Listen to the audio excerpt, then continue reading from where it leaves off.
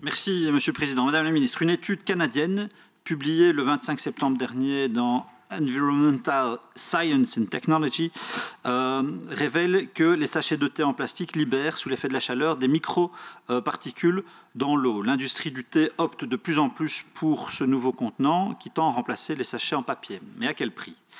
Les chercheurs canadiens ont démontré que le nombre de particules est astronomique.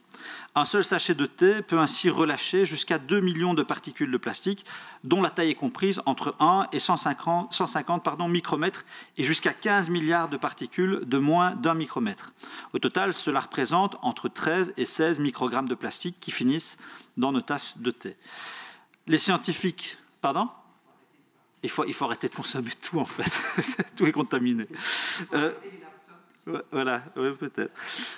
Les scientifiques canadiens se sont bien entendu aussi posé la question de l'impact sur notre santé.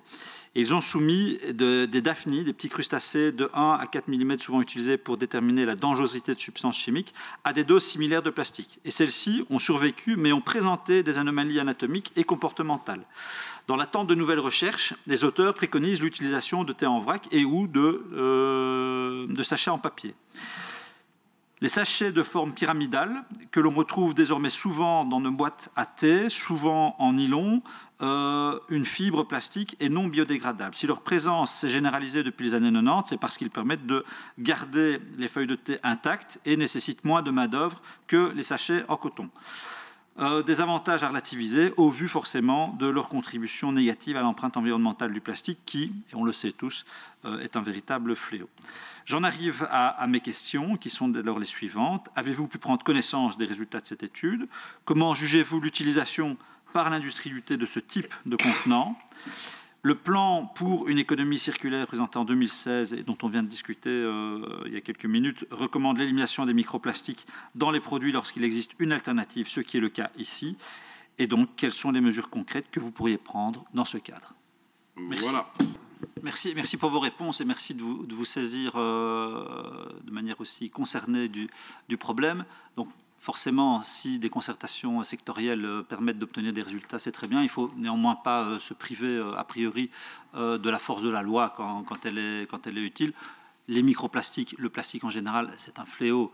Il y a encore une étude qui a été relayée dans le Monde il y a quelques jours qui indique que 100% des fleuves et des cours d'eau étudiés par des chercheurs sont contaminés en microplastiques et ces microplastiques drainent des microbes, parfois même des molécules inconnues des scientifiques. Donc je veux dire, c'est vraiment quelque chose qu'il faut prendre au sérieux. Je souscris totalement à ce que vous avez dit sur les convergences nécessaires entre les politiques de santé et les politiques d'environnement, parce qu'en fait, elles sont intimement liées. Donc je reviendrai vers vous, je dirais, début de l'année 2020, si c'est encore vous, mais on peut le présumer. En tout cas, vers le ministre compétent. Pardon ? Ouais. Mais c'est ce qu'il a dit. En substance, c'est ce que je disais. Mais en tout cas, je n'hésiterai pas à revenir vers vous pour que vous puissiez communiquer au Parlement les résultats des analyses et des études que vous avez commandées. Merci. OK.